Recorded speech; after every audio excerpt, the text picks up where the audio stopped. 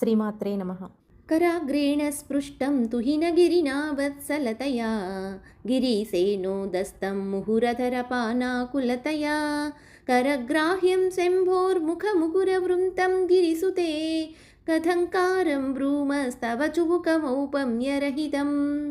ఓ పార్వతీదేవి, వాత్సల్యంతో నీ తండ్రియగు హిమవంతుని చేతి కొనచేత మునివ్రేళ్ల చేత లాలించబడినది నీ చుబుకము. అధరామృత పానాసక్తితో అదే చుబుకము శంభుని చేతితో మాటిమాటికి పట్టుకొనబడి ప్రేమగా ఎత్తబడుతున్నప్పుడు నీ ముఖమనే అద్దానికి పిడివలేనున్న ఆ చుబుకము పోలికయే లేనిదిగా అయినది. ఇంక దానిని ఏమని వర్ణించగలము?